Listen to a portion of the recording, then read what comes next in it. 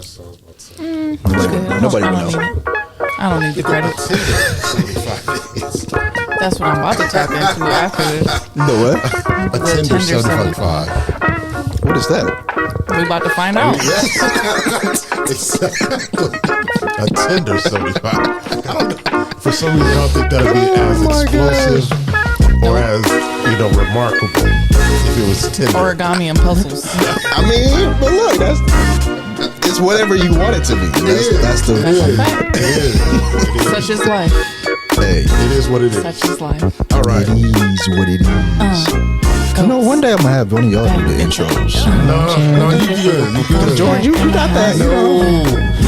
Hey guys. No. Hey y'all, my name is George Ward. Welcome to the Code Spot. We're good. You do an excellent job. Keep doing what you're doing. All right. Oh man. All right. It always feels forever. It does. Like we haven't been here in a whole month, even though it has been a whole month. What it do? What's up? This is a good one. This is going to be fantastic. Absolutely. I'm excited about this one. We are back. Yes, Season 3, episode 5. The year is almost over. Crazy. But it only gets better. Yes. First off, how are you guys? Good. Pretty good. We're officially in fall, as Scoob pointed out to us. We're in fall. Today is fall. Today's the first day of fall. Is it the first day of fall? Or is it, No, that was in September. I mean, technically. or are we just pointing it out because of the colors? Hey, once He it got had his cold- explanation. Once it got cold, it was It's fall. fall. Is that, but okay, we say that because that's what we say. Because Once you wake up in your car, got that little thing on there, a little frost. Bruh, That's how this you morning when I was leaving for work, I had to pull out the scraper. What? Yeah, when I was leaving It was work that. this It was that morning. bad. First Oh, day it's of bad. fall, man. Bruh. It's definitely Wow. first day of fall. But I didn't, brothers, we don't use a scraper. We just cut on the thing and like they have this thing, spray the water on there, and we just drive off. I mean, if you got you don't got an automatic starter. I don't got Shout out to them automatic starters. Not out you here. just flexing like that. Okay. Hey, Hey, once you got one of those, your life go is never without. different. Your life is never the same. It's never the same. Never the same. One day. There's a wiper fluid on there, and I pull off. Wiper fluid, and I'm gone. Hey, I mean, sometimes it works. Sometimes it don't. No, Especially if it's too much. But but yeah, we got a special guest in the building. Yes, definitely. Scoob. Yes. Clap. Come on, Dave. Come on. It's okay. We'll get it back. We'll get it together next year. We'll get it together.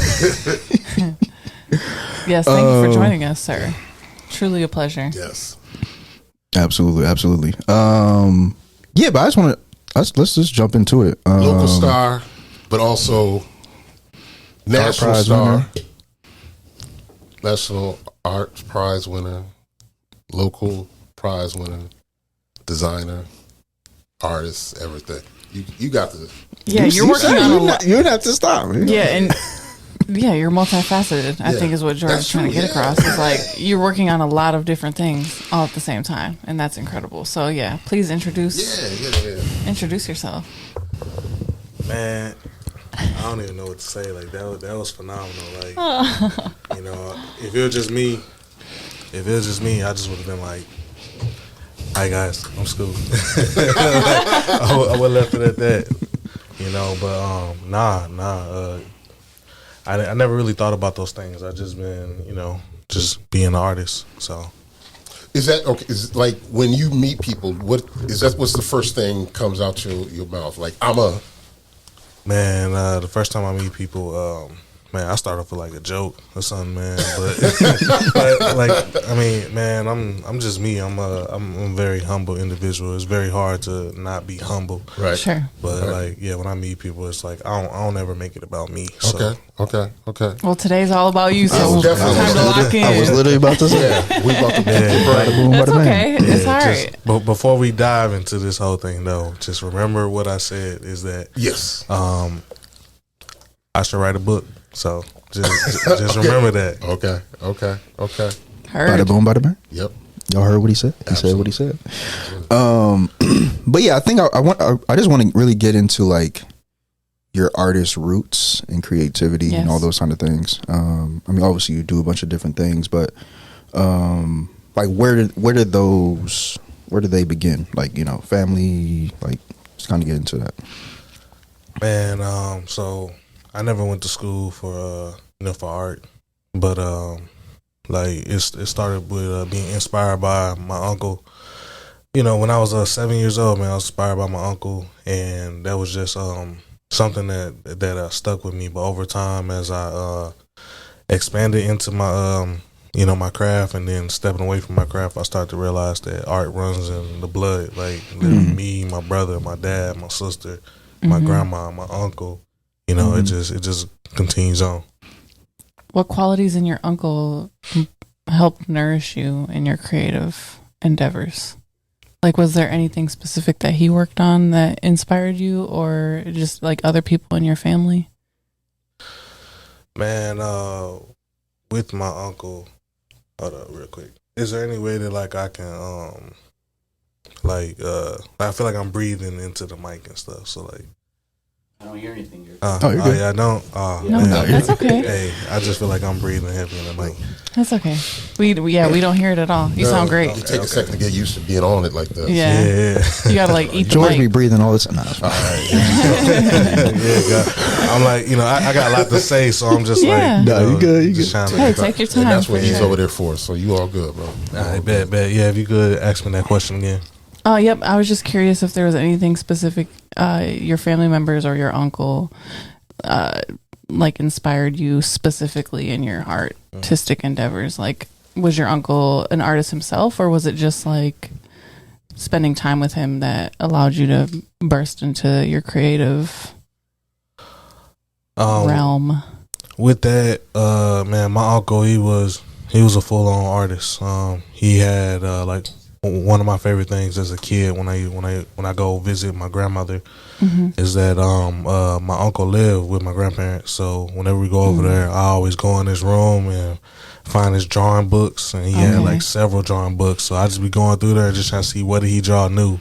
Yeah. And like he was really talented in drawing, like comic book characters, superheroes, stuff like that. Like that stuff really stuck with me. Like art for me started at that point, and as a further I went on, is that's not the only thing that inspired me, but overall it was my family that inspired me. That's awesome. Did you start with drawing as well, or what did you begin with when you started to tap into that? I started with graphite pencil, just sitting there drawing. That's complex. I feel like I don't even that's know what not that is. easy. Yeah. Are you able to expand on what that is, just for people who aren't familiar? So it's more like it's almost like using a pencil, but it's you got charcoal, all that stuff, and it's more about creating textures, and you got to manipulate charcoal by you can rub it out, create like different effects, blurs, and all that other stuff, but it's just it's just something where you got to really pay attention to detail and understand negative and positive spaces. Yeah. Wow. I feel like that takes a lot of time and patience to sit down and just work with on paper. That's really cool. What did it grow into? So you started with graphite, and then what did you started to transition to or explore? So I started to I started to step away from art. Like right now, man, I'm 32. I'm gonna be 33 years old. And when I was 16 in high school, is that my focus changed. I was I was like a little prodigy as a little kid. And my family just drawing all the time. But it's kind of like I had ADHD or something. And when I got into high school, it's just I completely stepped away from art itself, and I was more focused on sports, girls, trying to make it to college. And I didn't find that inspiration again until, I met my wife, was drawing pictures for her. Aww. And that expanded into my love for music.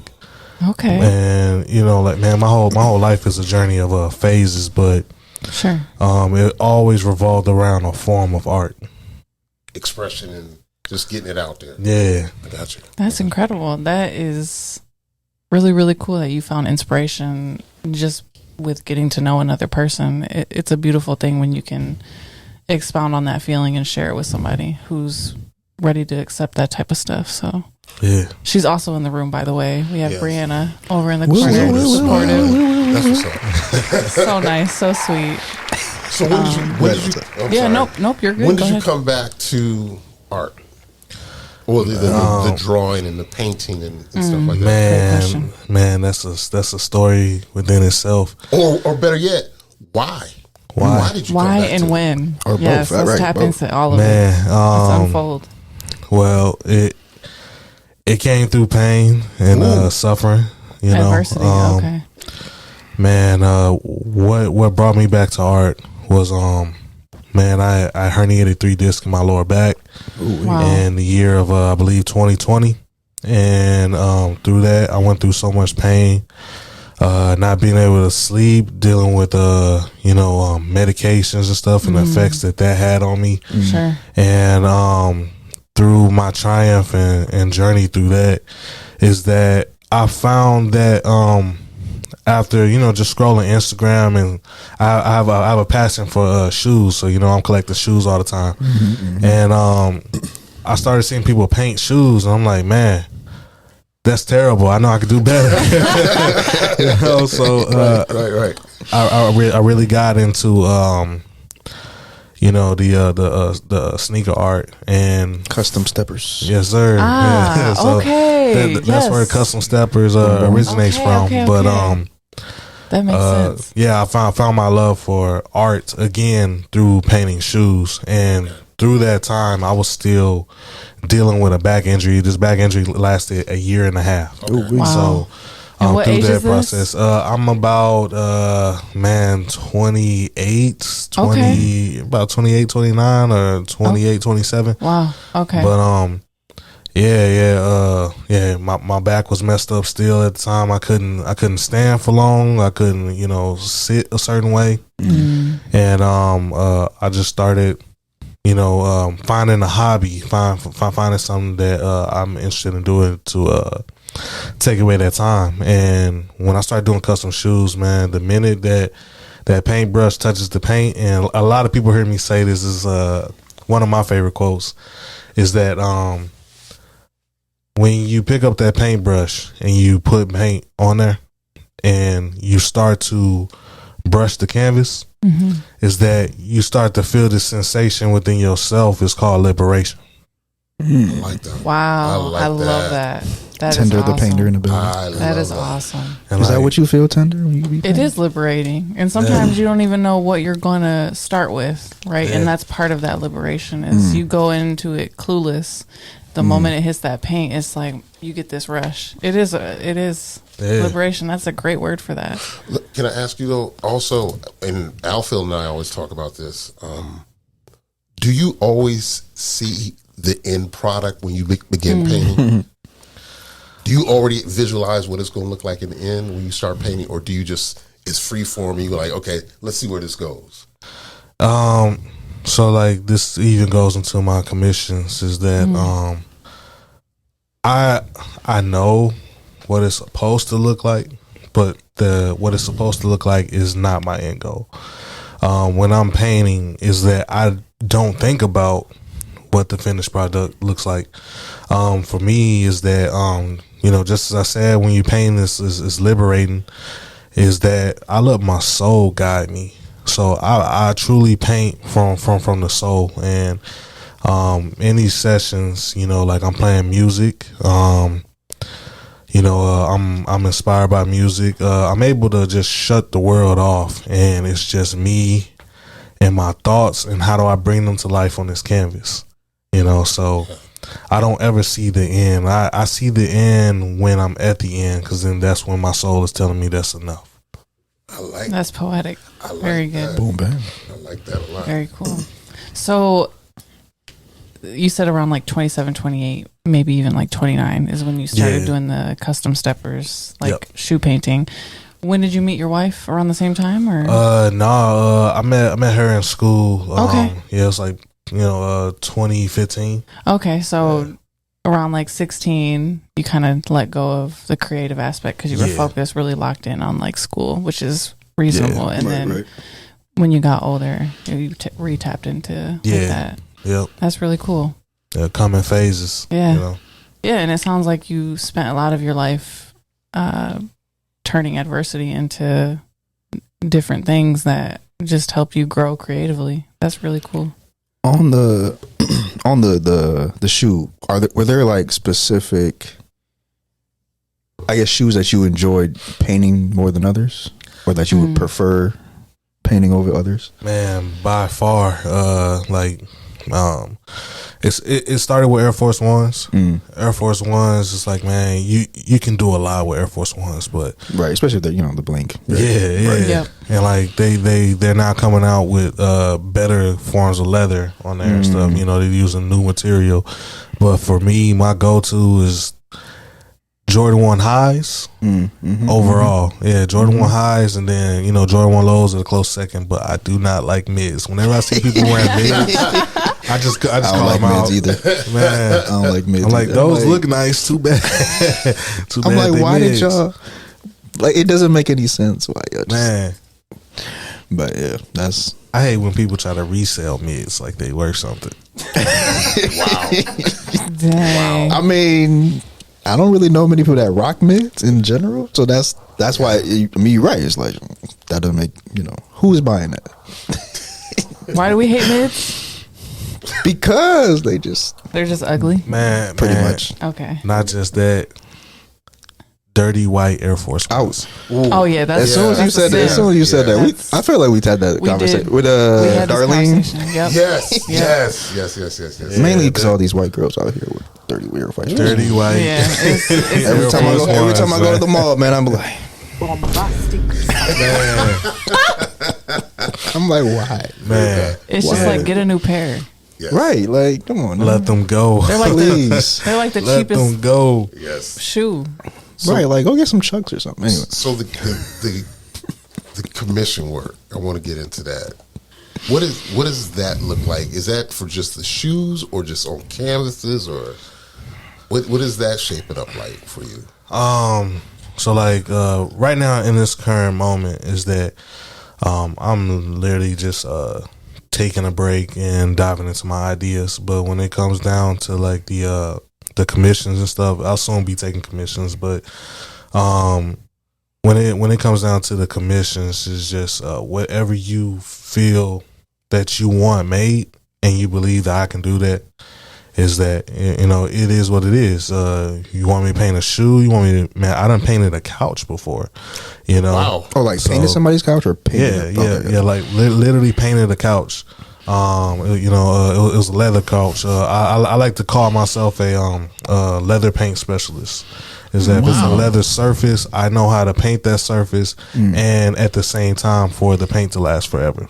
Wow. What color was That this? is dope. Was this couch? So I did it for this event at GRCCT. It was it was a book reading club, and they pretty much just reached out to me and asked me to do a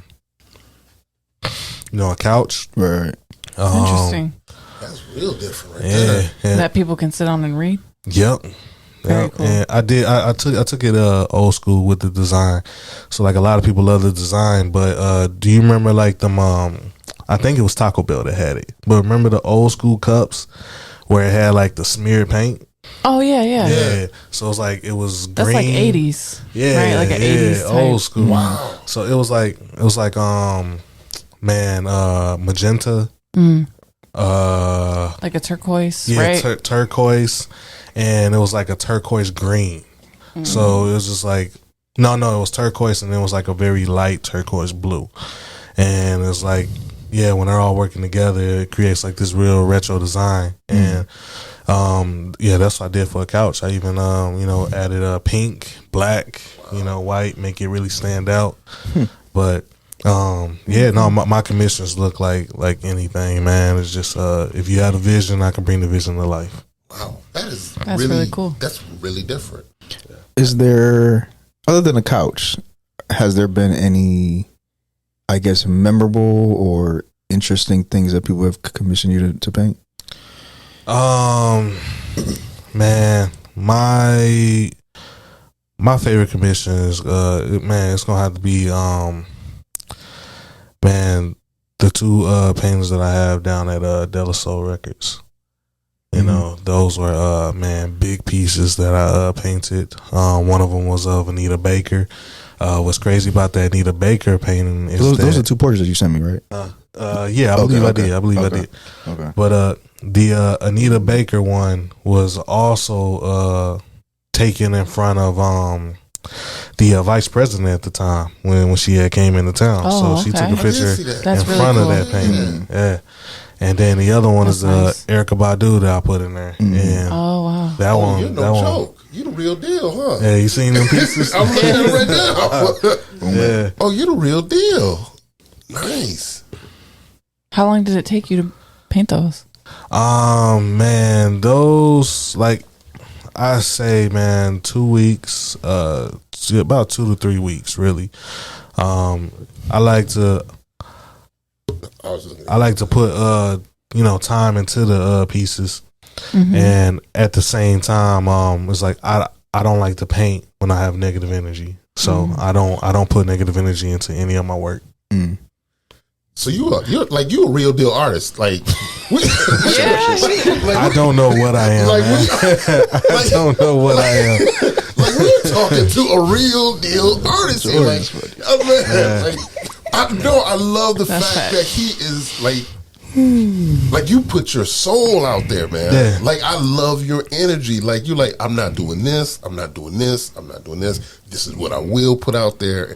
I love that because it does affect your work. You know, I know when I was shooting photos and stuff like that, if I'm in a crappy mood, I'm going to take crappy photos. It affects, right? It really affects the work. And I just, you brought that up so many times during the interview. Okay, this is going to affect my work. If it's not, it's bad in my soul, I'm not going to do this. I'm not going to do that, or I'm going to do this. So peace is important, man. Peace is important. Yeah, peace of mind. Yeah, definitely. That's what's up, man. On the mood, have you ever created a piece that even though you were in a bad mood, it still came out like there was still something there regardless of the mood, or the mood kind of still helped? Man, the one time that I have painted with negative energy, I paint something for myself, and when I do paint something for myself, I start to see all of my mistakes and stuff. So it's just like I start to hate my work. When I put the energy into it, I start to hate it, and from there it has to go. Right, so, right. But is that sometimes necessary for you to get it out though? Yeah, you have to. The mind is delicate. The mind can be easily influenced by things. So if you sit there and you dwell in a negative space, is that you're going to get nothing but negative results. Right. Yeah.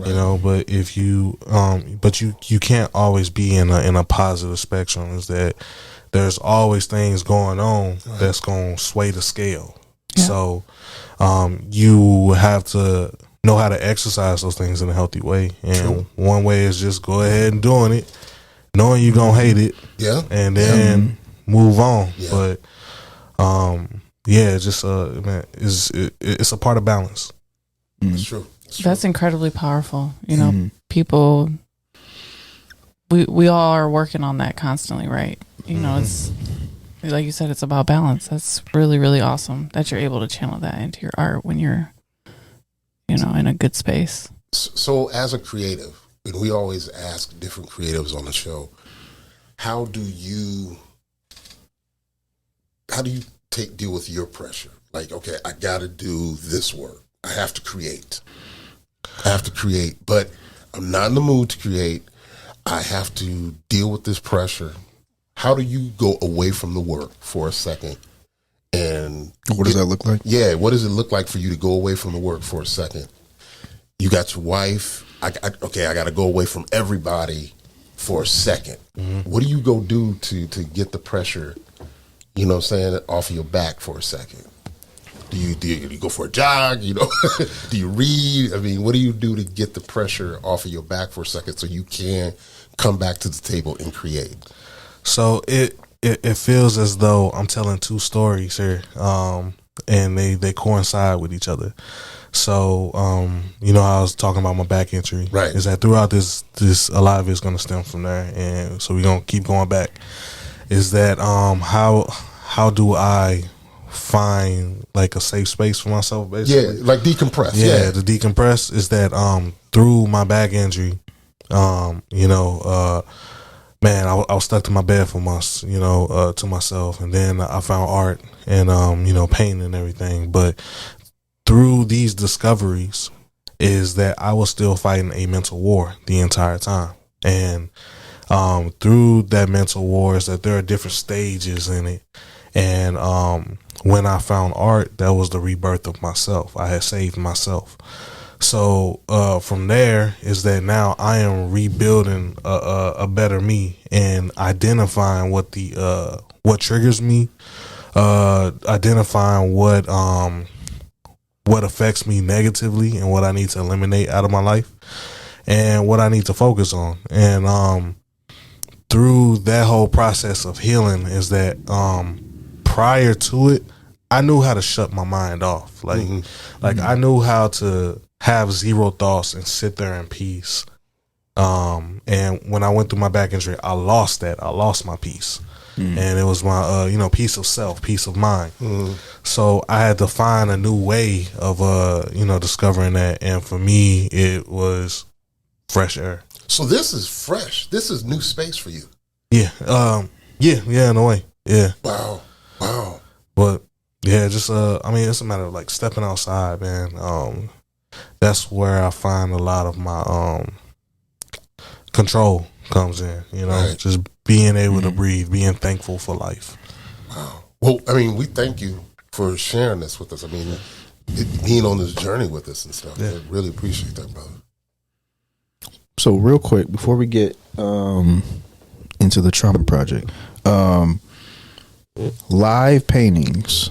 I know you've done a lot of, you know, live stuff or just like, you know, rock the block, things of that nature. Like, is there, or even, you know, art battles, things of that nature, like, is there a specific process that you have going into those specific things, like creative wise?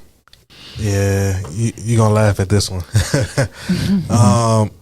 So I cannot plan out my work. I try to plan out my work, and all the times that I do plan it out and I go about doing it, it comes out horribly.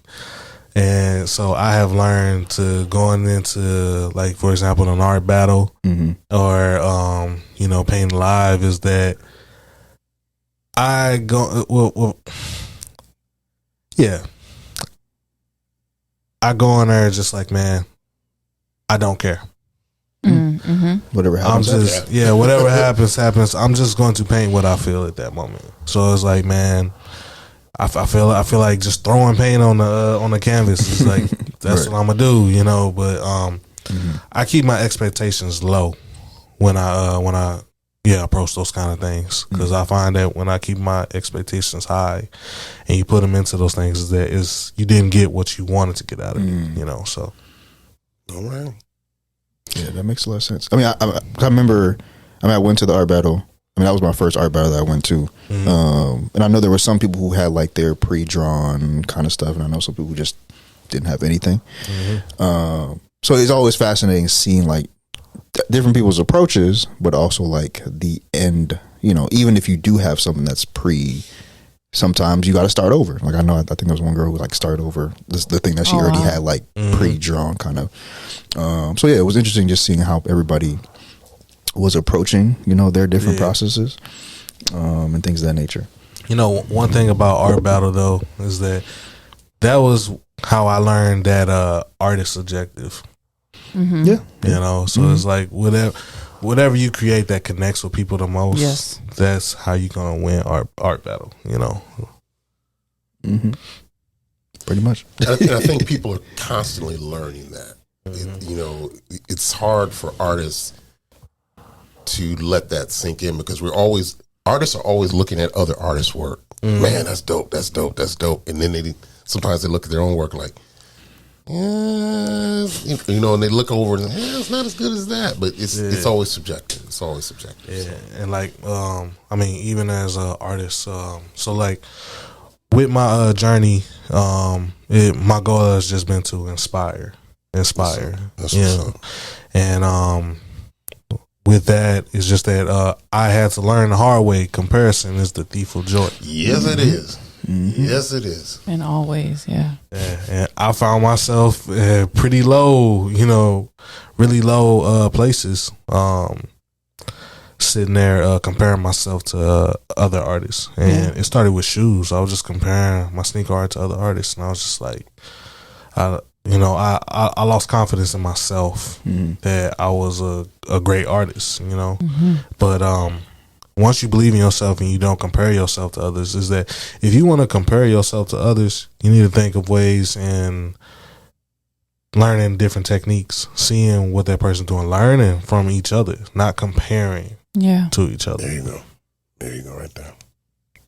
I feel like that resonates with something that like I usually like to have the mindset of, which is if I'm creating something and I know that it was pure and like from my heart and I put it out there for the world, it's like if you look at it and you feel something, then it was meant for you. But if you don't, then that's okay.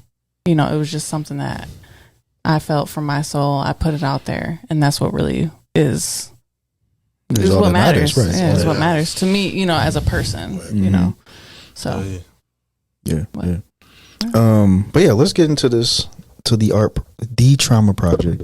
One, tell us like what it is for the ones that don't, the ones that listen that don't know what it is. And then I really want to get into like the process of like how it all came about, your personal trauma and how that's intertwined in the project itself. But yeah. So as far as the trauma project and what is the trauma project is that,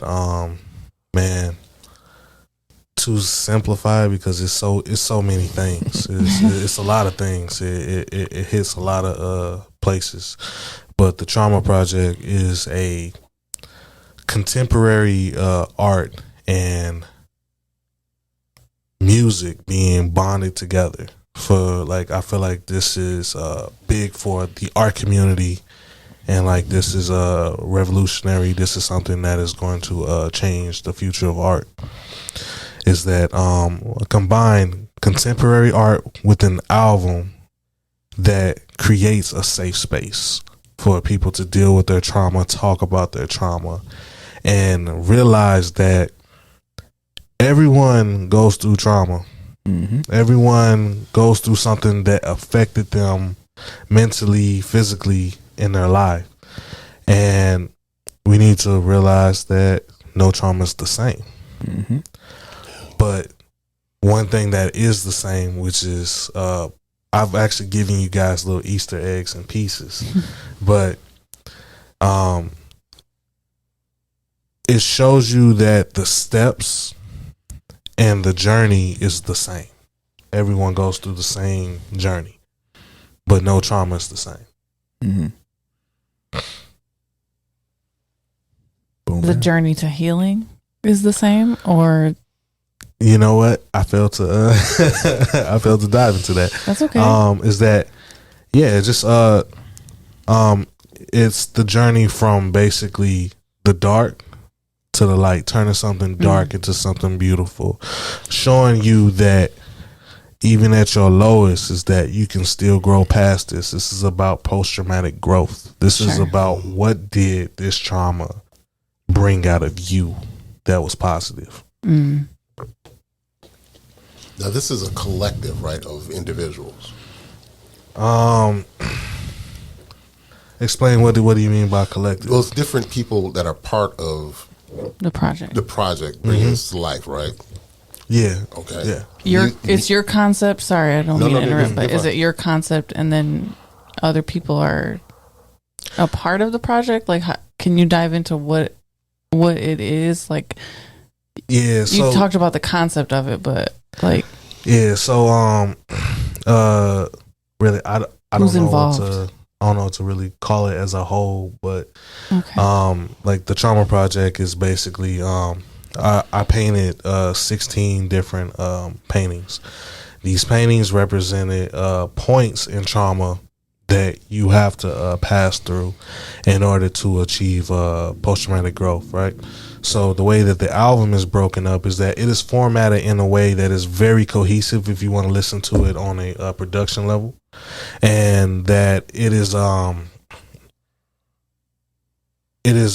like basically representing there's 3 points in this album that represents the journey through trauma, which is first the pain, and then the acceptance, and then the growth. Oh wow.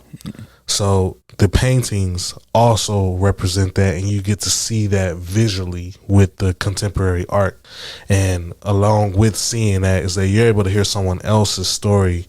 And we're talking about, because this project is majority men, and that was unintentional, but it just shows you the power though of unifying people and bringing a group together.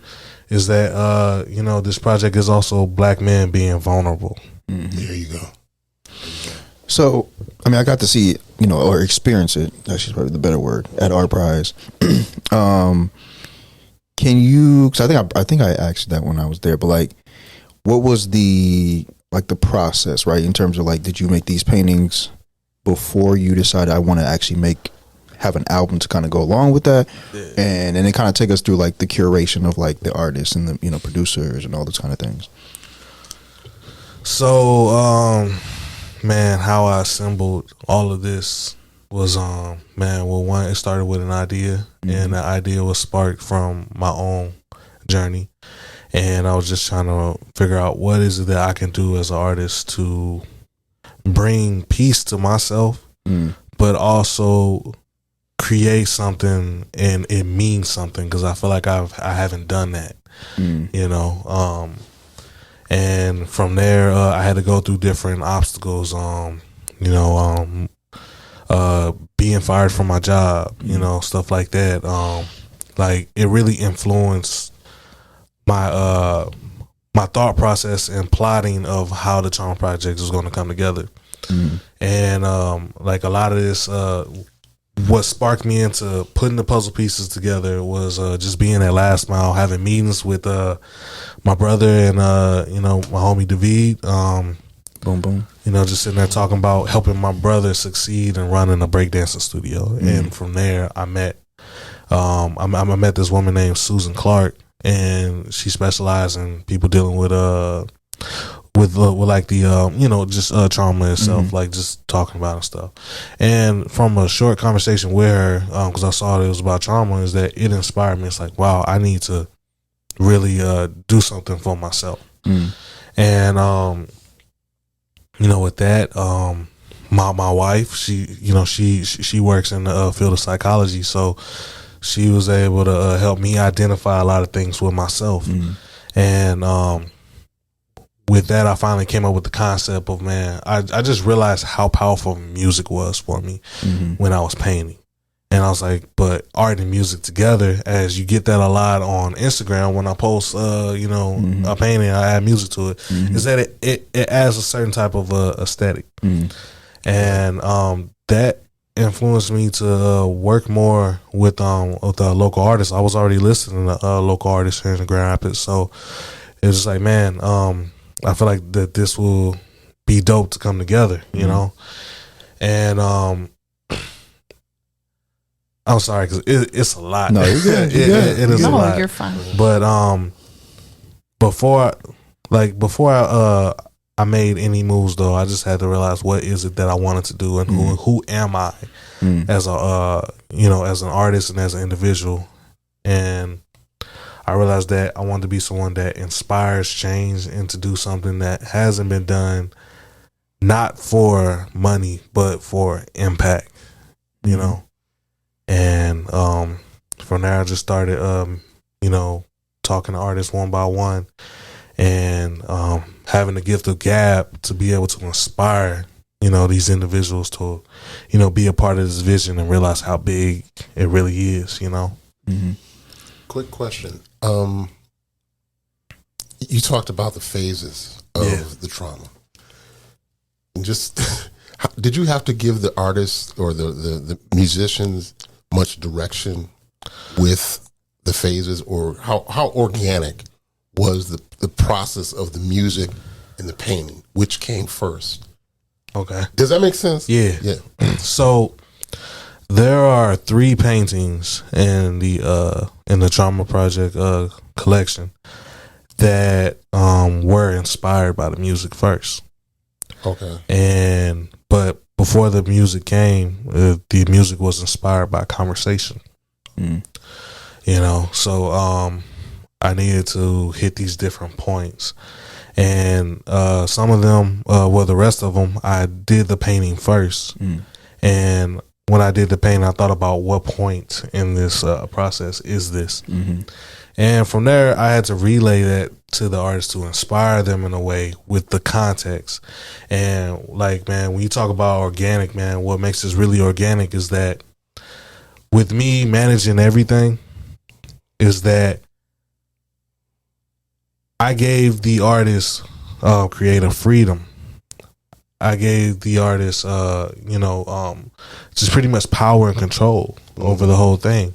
And all that I asked for in return was that you stay on context and that you put your soul into it. Right. And there's a difference between hearing music that means something and the person meaning what they're saying than someone that's just rapping and it sounds nice. Right. Exactly. And I didn't want nothing that just sound nice. I want it to be real. I want people to feel it. When you listen to everything back from the rappers and all the musicians, did they pull something out of themselves that they were surprised that they didn't even know they had? This project not only has had an impact on the public and all those that have come and seen and witnessed this project, but all of the entities behind this project that brings it, its whole, have all been influenced in some shape or form. That's what's up. And what's powerful, you said it earlier, to have black men as a collective coming together to discuss trauma is like unheard of. So bravo with that, brother. Bravo. Appreciate you. Yeah. So for like cause I'm trying to think of like, individual tracks having specific topics. Was it like I want you to talk about this specific topic specifically, and then kind of just whatever that looks like for you in terms of your creative freedom, or was it like specific artists? Like did you want specific artists to talk about specific things? Yeah. It was not so much that I wanted them to talk about specific things. It's because I wanted them to talk about their own pain. So I just wanted them to be on context. So, like, for example, Sonny Ski's The Fall is that my conversation with Sonny Ski was that first I showed him the painting and I said, I just told him what this painting represents. And I asked him, man, think about a moment in your life, where you're going through these things. And, basically, he was inspired by it. He was already thinking about, this, kind of feeling and stuff. And like what the fall is about is that the fall is short for the fall of man. What is the fall of man? Adam and Eve.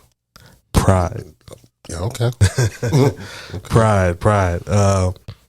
And what pride can do is that if you sit there and you think you can do everything on your own, you feel like your way is the better way and you can't listen to others, that's your pride and it will bring you down.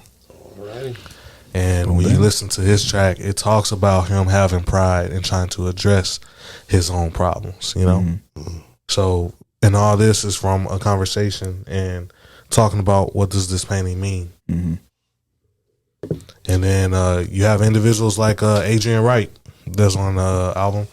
He has a track called The 13th. And what The 13th was like he inspired me with that one to create the painting. Is that he brought to my attention, like, I know that with the trauma project, I'm not going to cover all the traumas because there's different types. But he brought to my attention one form that, especially as black men growing up, that you deal with is having a one-parent home or not having your parents at all. You know, like the statistics of having both parents in your life are low. Right.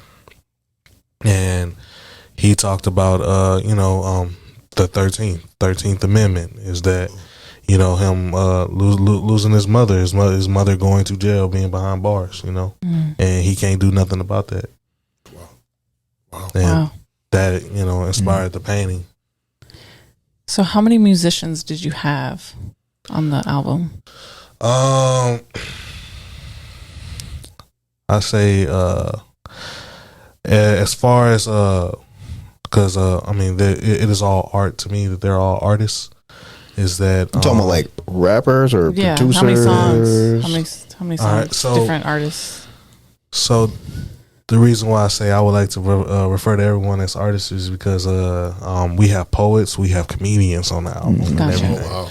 You know, and to me, those are all forms of art. I mean, just to be a comedian that's not easy. You know, No way, yeah. That makes complete sense. Yeah. So like as far as artists that I brought together, I want to say 23. Wow. Wow. Were there any artists that you spoke to that weren't emotionally or physically available to participate? I've had one individual that was he just had a lot more going on. So Sure, and yeah. for me is that there weren't no hard feelings at all. I want to see everyone Yeah. succeed. So Absolutely. it just was it was just like, hey, we'll connect later on down the line, you know. Yeah, definitely. And then I had other artists that was just didn't know how to handle business properly. Oh, you sure, know, so for sure. had bad tendencies. Sure. And that becomes a liability. So Absolutely, yeah. How long did you work on, like, obviously trauma is a lifelong thing that we all work through, but in terms of this project specifically, from like beginning to end, throughout all the conversation, all of the art that had to be made for the project to presenting the project, how long did that take you? I mean, I would imagine that talking to individual artists about a concept, the paintings, allowing them time to create an entire song or production with a team that they have on their own, maybe, or that you worked with them, or how long does that take? I mean, has it taken a year?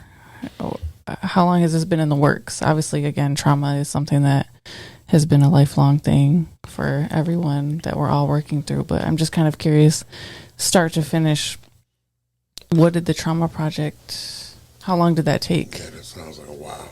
Yeah, I would imagine it took a very long time. I mean, we're talking about these are really heavy things, you know? Yeah. So I would imagine even the conversation alone, like, I'm just trying to picture, like, Yeah. if you were to come to me and be like, here's my concept, here's a painting that I painted, can you create something? Multiple Can you conversations. produce something that is around the context of, you know, whatever you experience? I mean, I would...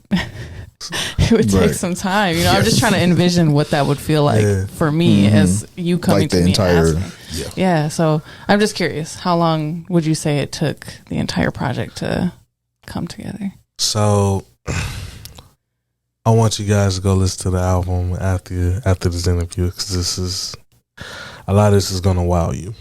Like it's gonna give you a different perspective now. That's what I want for people. Sure. Is to know what's behind it, so it gains more recognition for how hard this actually was. But I started on the trauma project in April of 23, Wow.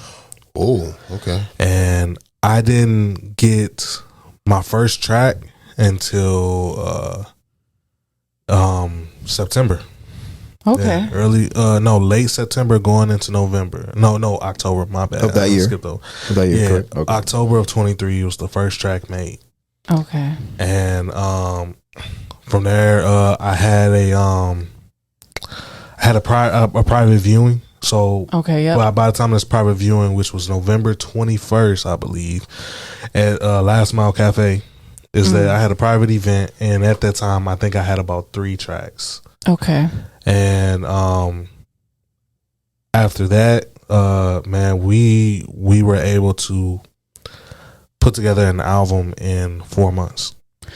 So basically, that first event, that private showing, inspired people that attended or experienced it for you to reach out to them and say, "Hey, would you like to be a part of this?" That's what I'm getting from that. I mean, because for it to be that fast tracked is just that's exponential. I mean, you went 5 months to getting 3 tracks to being able to complete it, and it was it was just a lot of showing results. I had to show results. Sure. As a leader, it comes with a lot of expectations and decisions that you have to make in order to succeed. And with that is that I know that someone's going to believe in you more if you show them, you know, and at times it requires holding hands, you know. I'm not saying that I'm holding any of my artist hands, but you got to show them. Sure. And when you show someone that it's possible, there's more belief, you know. And when you have belief, anything is possible. Yeah, it's part of that leadership role. I mean, you have to. And it come with tough decisions. You have to stay headstrong. Yeah, you have to stay headstrong for sure. You want to say that? Yeah, that's what I was going to say. So the long-term goal was always ArtPrize? Or no. Okay. No. So, ooh, great question. So, real quick, can I? Yeah. Because you had just touched on like some of the what I kind of wanted to ask was like, can you take us through some of like the difficult, either decisions, conversations, like those type of hardships that people may not always see when a project is becomes what you want it to be. Yeah. So like kind of take us into like the hard decision or the difficult things you might have to make, or just some of the difficult things that kind of come with the process of creating in general, but also just creating a project with multiple different people and all those kind of things. The difficult points, man, there's a lot of them really. But one of the difficult points was just when it came down to making an album was getting people on the same schedule to work together, and then the music being mastered by a certain point, like those were the hardest points because through that 4 months is that we made an album in 4 months. This is 23 different people, and to be in contact with every last one of them to make sure that we meet a deadline, which we didn't meet our deadline, but it still worked out, in favor of the project. And, we had our first show where we had our members only, where let's keep in mind through this, because I didn't tell you guys this. So through this whole project, no one heard or knew who was on the project or what track they made until we got close to the end. And we got close to the end. I had a group chat.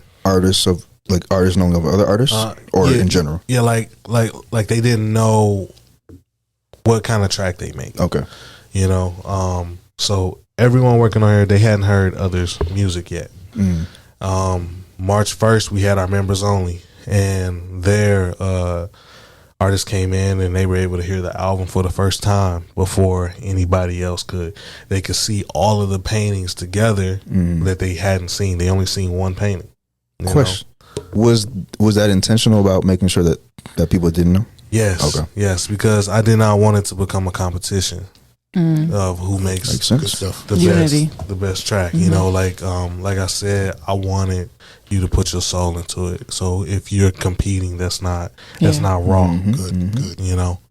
Like it's still raw in its own way, but it's not raw for this. This is about a journey through memories, emotions, you know. Was that a difficult thing of like trying not to make sure other people know about? Honestly, no. It's just I only spoke to individuals on what they needed to know, and if it's meaningless information to tell you, like, hey, this track is that, Right. is that the only ones that I shared that with was more so to get perspective of what direction this album is going in. You know, so I did have other individuals on the album that played a role in helping me, make right decisions as far as like, what works with what, Sure. you know? Yeah.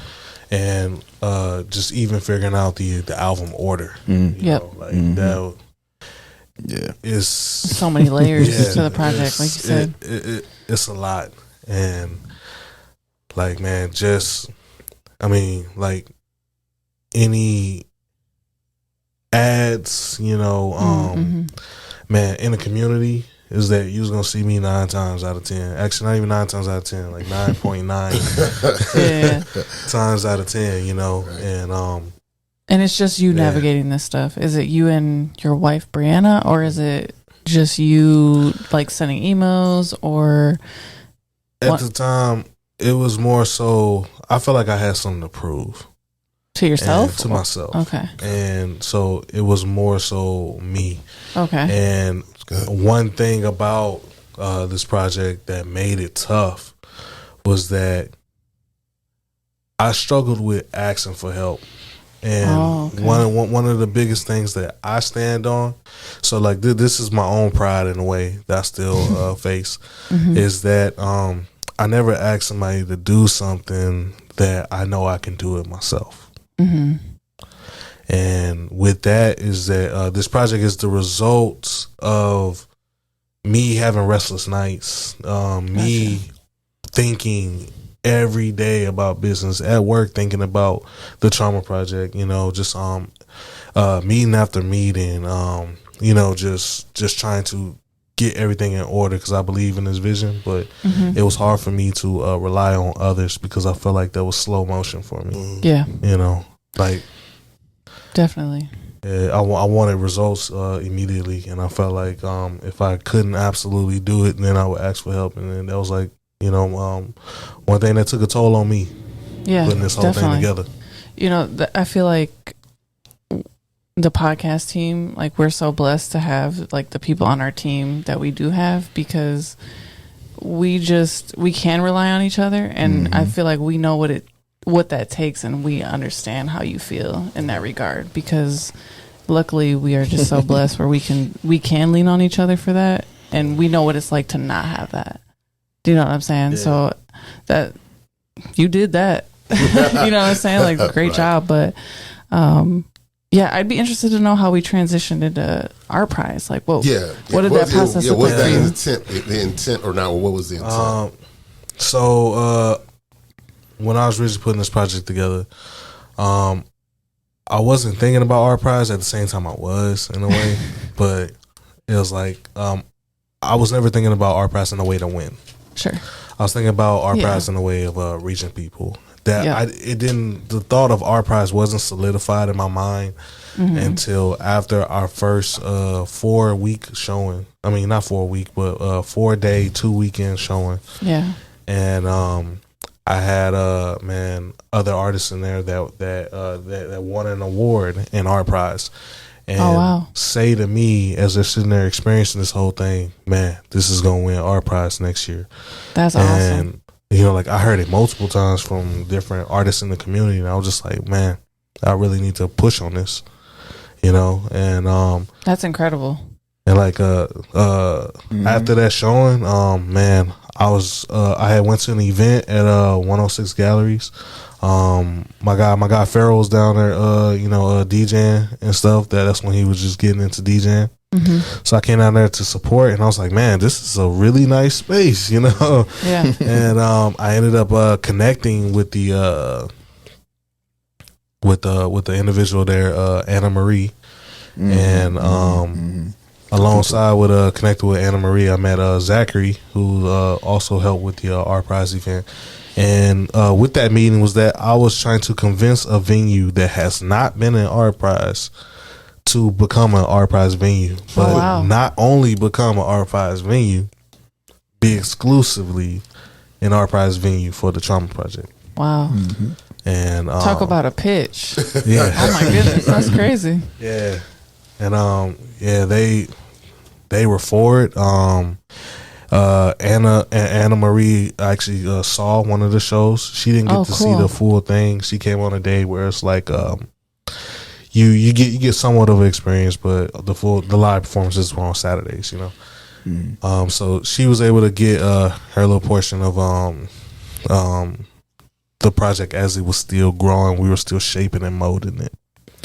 And so with the Muse, where I had it the first time, I learned a lot about a gallery, because that was also my first ever exhibition, holding my own art in a gallery. And from there, I started working with All Artworks, and All Artworks came with a lot of resources as far as me learning to be a better artist, to give a better display. And I was able to hold a show there where I learned a lot from them, how to hang the artwork and stuff. Presentation, those type of things. Yeah, that's presentation, really cool. And then also getting to now know professional, artists that can sell their work for a lot of money. Like I thought that's pretty dope. That I started to realize that in my bubble, I'm starting to know more people like that. Yeah, and from there, I took everything that I learned from the Muse and All Artworks, and 106 was the embodiment of everything that I learned to make this better. Wow.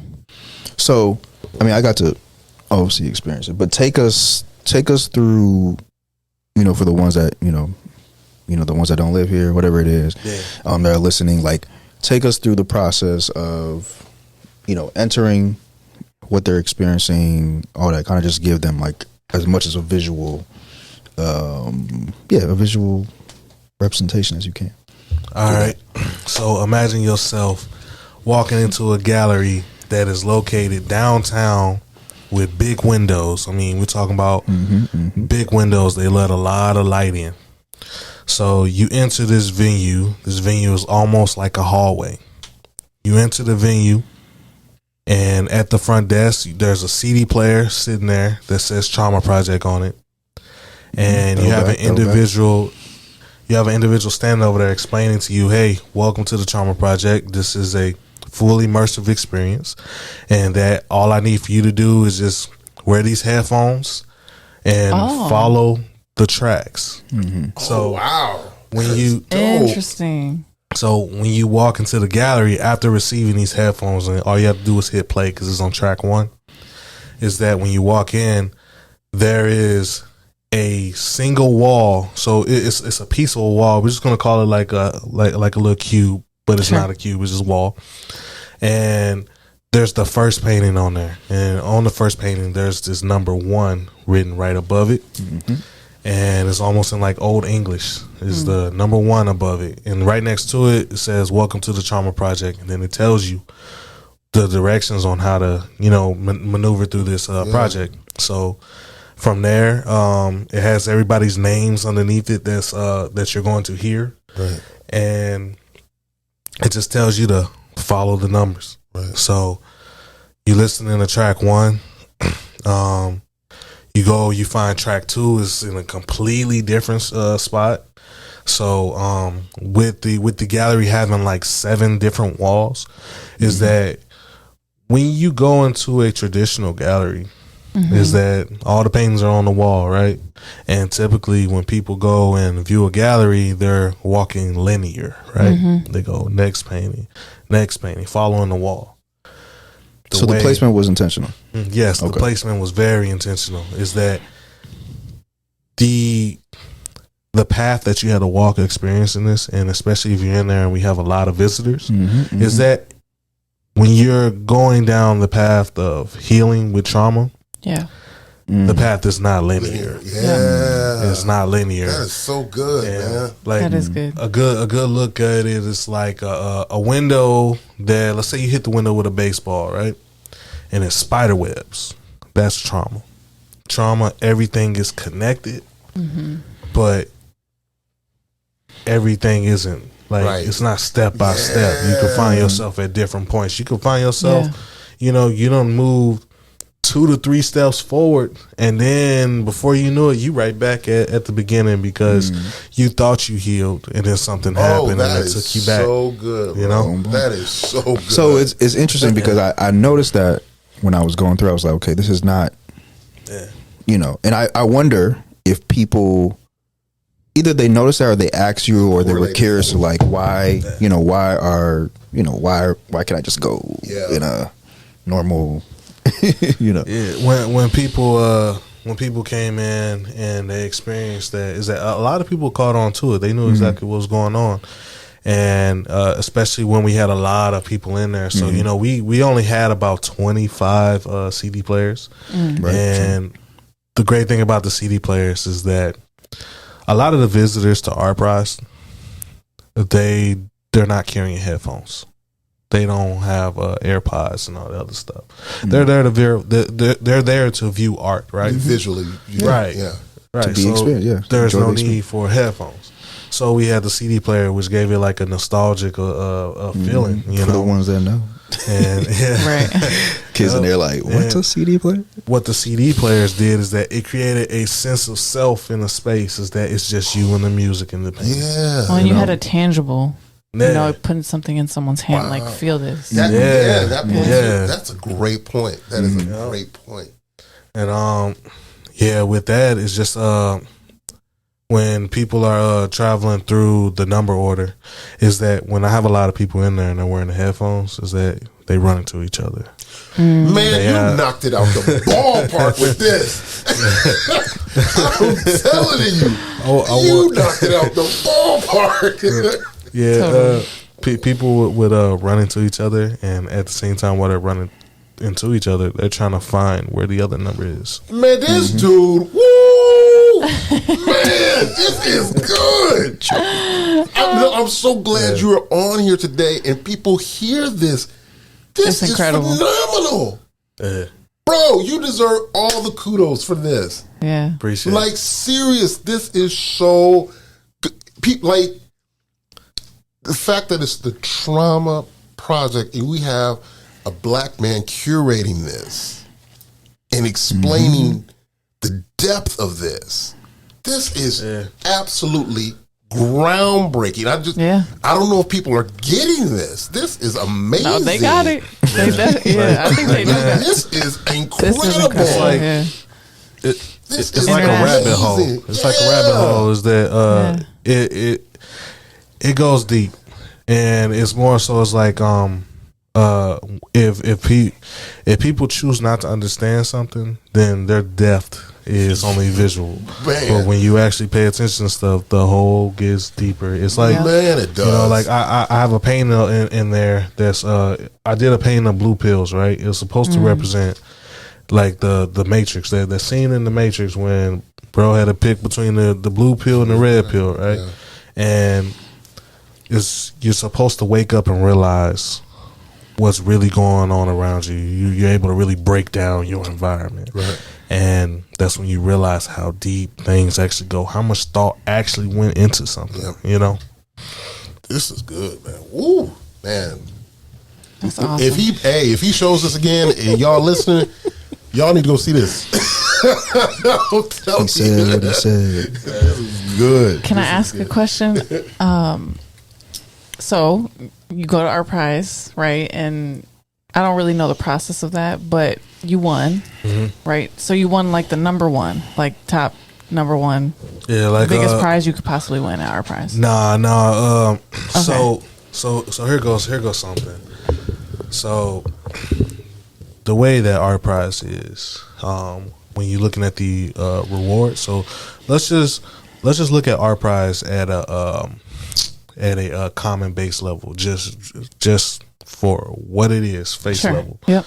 Is that you have awards. People win awards. Yep. And the biggest award that's advertised, right, is $125,000, right? Okay. So I didn't all know that. you know about ArtPrize is that somebody can win $125,000, right? Totally. Now The general people. Right. Okay, now we get into it. Yeah. Now we get Like into it. there are more awards. Yeah. Right. But sometimes people don't, Okay, realize now we that get there are into more. it. Well, and Right. can I just say, as part of my question, and I feel like you're about to dive into it, Yes, which is why I just yeah. want to highlight it, is I want to know if you're satisfied with the completion of the trauma Great project, follow-up. which again, I feel like Yeah, you're about to dive into it.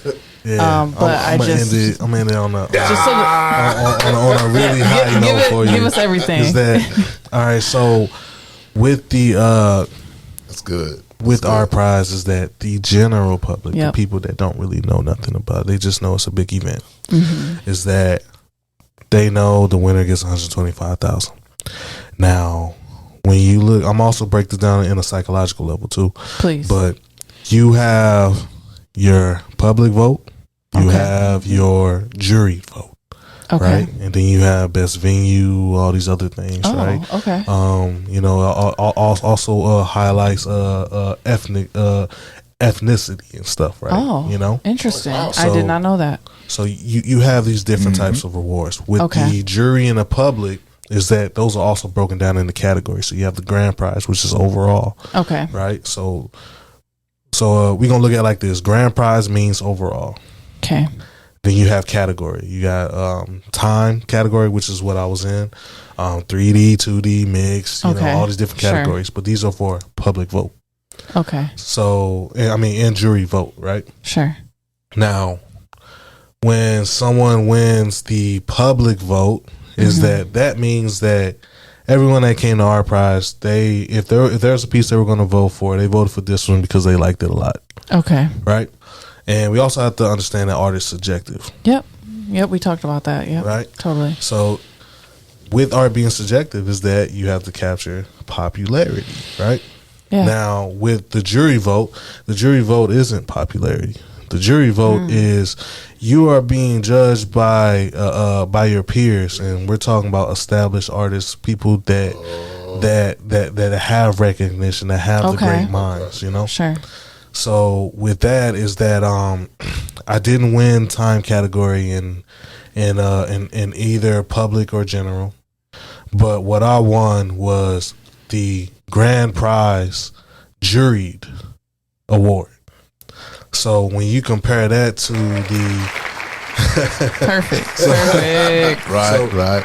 when you compare that to the to the public grand prize, is that the public grand prize is advertised at $125,000. So even as me, if I didn't care about art, but I enter my art in the ArtPrize so I can win a prize, is that I'm shooting for $125,000 because that's what everybody knows. For me, is that one, I didn't join ArtPrize to win any type of money. I just wanted to reach people. Yeah. But when you want to look at comparing public to jury, is that the public is popularity. The public is more so, do you care more? I mean, well, as the artist, when you win, is that I want a lot of money. The jury vote was that I was judged on a level, a high level Criteria, of right. criteria, and that the fact that we created a safe space, we created something that was culture shifting, and this is coming straight from ArtPrize, is that just the sheer ingenuity behind this whole thing is why we won ArtPrize. That's incredible. And it's like when I go back to jury and public, is that which one, when we break it down into words, means more, public or jury? Because now you're comparing a battle rap to a boxing match. Yeah. When a battle rap, they never tell you who wins. It's up to your perception. Yeah. But with a boxing match, there is a loser, or it's decided as a draw. But though it's clear. Sure. Very clear. Wow, that's incredible. Bada boom, bada bang. Yeah. That was out of 900 entries. Wow, that's groundbreaking. Yeah. I mean, that is Indeed. applauding. Wow. Okay, so back to Hold on real quick. oh, yes. David. Hey everybody, this is David, the Hello. producer. Hi. Thank you for joining us. Wow. Yeah, we So do. good to We hear do from person. you. I know, right? I don't often butt into the conversation. Yeah. But I just want to give you guys a couple fun facts about this guy. All right. Oh. Come I on. mean, he kind of, you know, he glossed. I didn't say glossed over him, He's but like, humble. he's a very humble being individual. And he doesn't really talk too much about himself.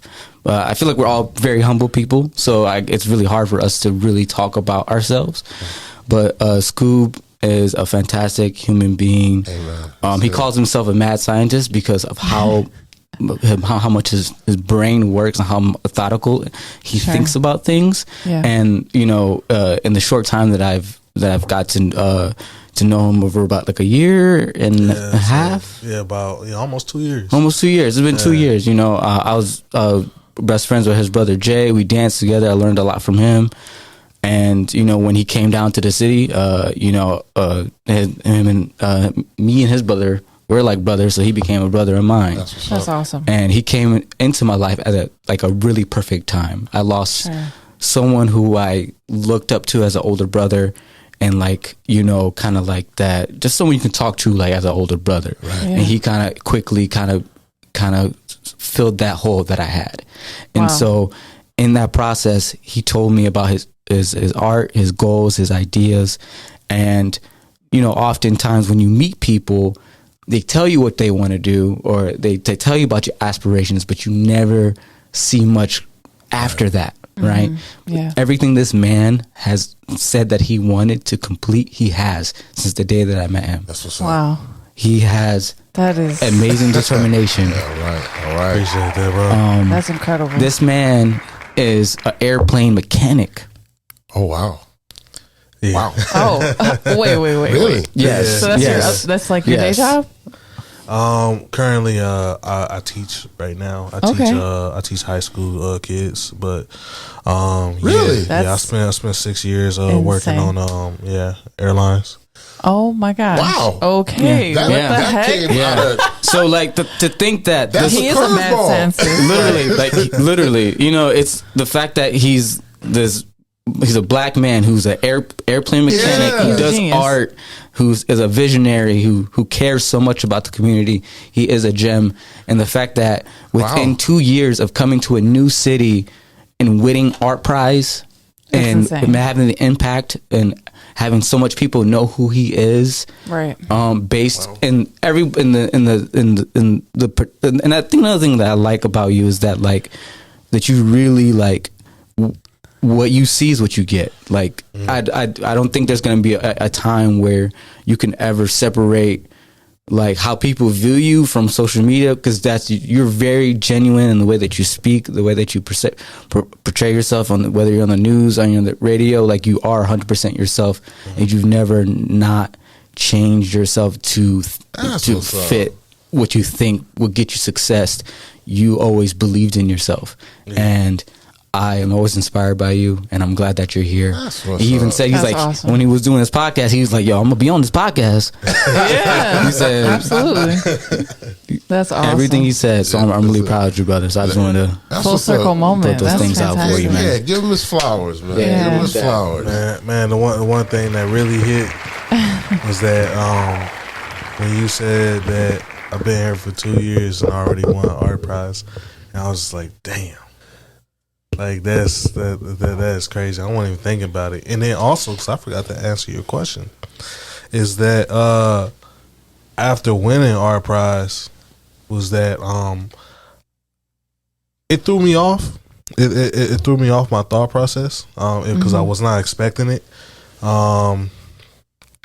With that is that everyone else was like happy, like excited. I didn't know how to feel. I was just very thankful for how much God has done for me, and the only feeling that I have is I'm not satisfied. You know, like I'm not done. Sure. It's good. Yeah, you are someone who seems to have a lot of drive, and you know, you have passion. I mean, just looking at Dave when he just was just flowering, like giving you your flowers for a second, it's just, that is incredible. I mean, that says a lot about your character and who you are. I mean, considering you have only known him for 2 years or have gotten to know him over that time, I mean, people spend their whole lives looking for friendship.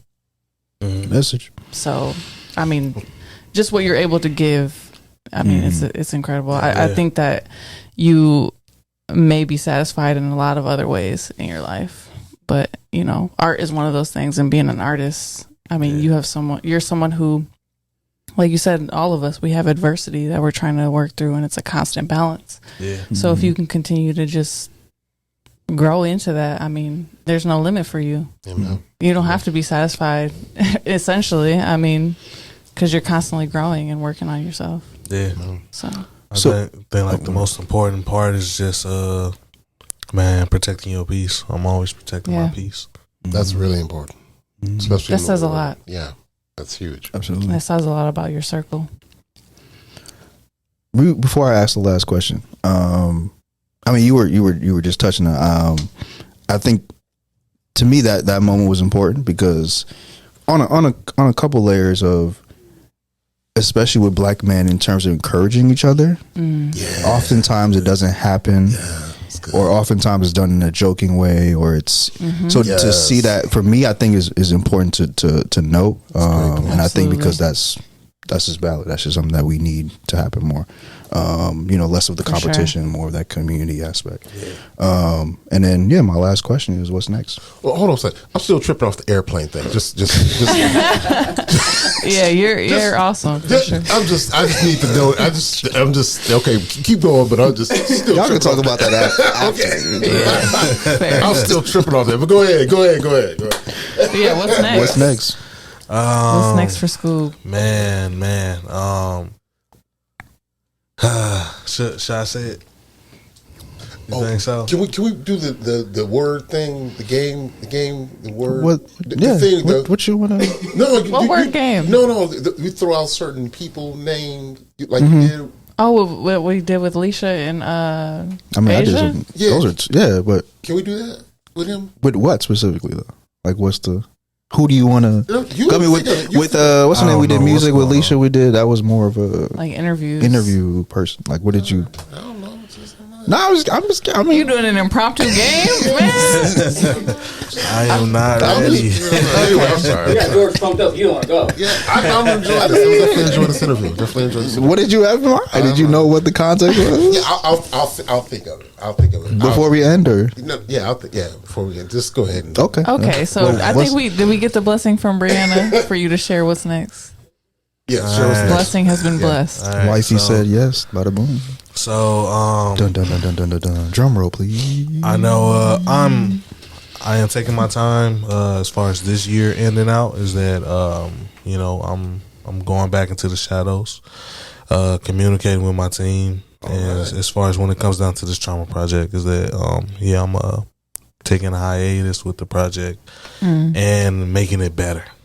And okay. What I think is that before I even go into a new one, and I already know what the new one's going to be about, I will not tell anyone what that is, Okay. But hold it close. Yes. I'm definitely trying to expand the trauma project. I want to show that there's levels to the thought process, and that these things are obtainable if you stay true to yourself. Is that there's no smoke and mirrors with this project. Everyone that sits at the table on this project is that the table is made of glass, so there ain't nothing going on under the table. And what I want to do is that I want to highlight the aspects of what the Trauma Project does. This is a project that has a purpose and actually does what it was made for. So with that is that it creates a safe space. How do I magnify that safe space? How do I reach people in a way that it brings new listeners? It brings people that wouldn't normally listen to, the form of genre that is created and the vibe that is emerged from this. Mm-hmm. And I'm thinking that I want to combine the Trauma Project with a symphony. Ooh. I want to not only have the symphony, but there be a choir. And that's cool. With that is that I know a lot of us are fans of classical music. So how can I bring that vibe, yet it's not classical music, that it expands the safe space? And expand your reach too. Kind of like bridging the gap. Yeah. Nice. Audience, all that kind of stuff. Yeah. I think that with that is that it puts more butts in seats. I feel like this is something that can now go to a bigger space. And with an opera and choir being behind it, is that this creates something where I could take it to different states, hopefully overseas, Yeah. But just the experience itself is going to captivate people. Just the power of music and art together is incredible. And I feel like I don't like saying things, but I truly feel this about myself as far as what has been created, is that I don't think anything like this has ever existed. I think it's the first. And I think that this is something that is going to really change what the future is. Mm-hmm. Now, I could be wrong, but I still feel as though that this is something that a lot of people need to be aware of. I was just going to say I don't know either. I can't confirm or deny what you're saying, but one thing I know for sure is we need it. Yeah. The world, like not even GR, just the world entirely. The world needs safe space to navigate our traumas, because for a long time we haven't done that. Yeah, we haven't had that. So to transition, I do know the game that George is referring to. Thank you. I'm okay with starting it off. Yes, I mean, I'm go ahead. Y'all in charge now. I'm no. I don't know about that. So real quick, we got a few more minutes. Got time. We play a game where it's you tell us the first question you would ask this person when you hear their name. Okay. And I will name the first person. Basquiat. What is the first question you would ask Basquiat? If you could ask him. Y'all better be thinking of other people. How is this artist version? That's what we're doing? Well, he's a painter. He's an artist. Okay. Really, it's just honestly, I would say, man, like, how did you connect the way you did? What was your process of getting into rooms that you wouldn't normally be able to walk into? Okay. I got another person already. Y'all gotta keep I wasn't prepared, so go ahead. Okay. I'm trying to think of something right now. Next person. Okay, next person. And this could be the last person, but I feel like it resonates with the pod. Okay, Dave can go next. You talked about him briefly, but your uncle. Why did you stop? Wow, see, that's good. The thing for me is a lot of us come from a place where we are surrounded by talent, right? But our role models aren't who we should be. Instead, we have individuals around us with great talent that give up on it. We are used to others killing their dreams and us seeing it. So we don't know what it looks like to chase our own dreams. I think that's a great question, because you found ways in your own life and through your own traumas and adversities to navigate beyond the why. Yeah. Right? You found reasons to stop and you found reasons to keep going. So I think that's a great question, All right, Dave. I just gave Dave. So, Janelle. The alien. Yeah. Man. His brother. Okay, I was gonna say, who's that? The greatest, luckiest man on the planet, man. Against all odds, he always finds a way. Like, yeah. My brother. So, my brother is Janelle Foy, aka Alien J. He runs Technique Academy, teaching kids how to break dance. And one thing is that me and my brother, we are the definition of yin and yang. Mm. We both complement each other when it comes down to artistry, and athleticism. When I was like, man, I used to be really like really good shape, and me and him, we always challenge each other. But my brother is, man, if there's an artist that gives me purpose and drives me, it is my brother's resilience. Like, what would you ask him? What would I ask him? So I just went on a whole rant there. No, you're good. No, you gave us context. You love your brother, man. We need that. You're what just I creating ask my that brother? space. Well, probably when I get off the phone. Dang, I said get off the phone. But man, really, I don't know. I ask him more so, man, is that have I inspired him? Because he inspires me a lot, but I don't know how I inspire him. That's really good. That's beautiful.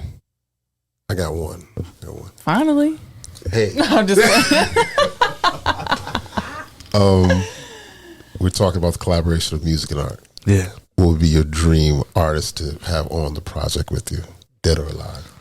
Ooh. Honestly, who would be that? Just any artist, just to collaborate with, dead or alive. Honestly, man, and why? I am more so for like, if I could pick an artist and it'd be a name artist, man, it'd be Nipsey. Nipsey. Oh wow. Yeah, it'd be Nipsey. Why? Man, because if you look at his hustle and the journey that he was on, man, even like guys like Young Dolph, is that they were leaders. Yeah, definitely. I love Nip too. Man, that's good. That's good. And when you are striving to be something, is that you have to surround yourself with great minds. If you want to be successful, you have to surround yourself with those that are more successful than you or are trying to be more successful than they are now, right? You have to surround yourself with those kind of mindsets. Yeah. Now, if you surround yourself with individuals that say, they say they're going to do this and that and they don't, is that those are people that are just killing their own dreams. And if you surround yourself with people that's killing their own dreams, eventually you're going to kill yours. Amen. Come on. Message. Yeah. All right. Mine was the brother, so that's nice. Okay. Yeah. So one, where can the people find you? Where can they find the Trauma Project? Yeah. Let us know. Plug. You can find me on Instagram, custom.steppers. You can follow the project at Trauma Project _GR on Instagram. You can find me on Facebook at Custom Steppers Scoob.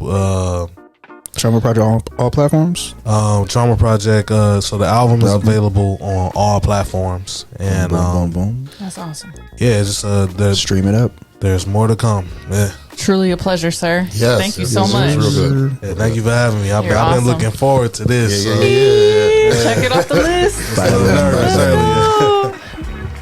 And we out. Got the ghost on the platform.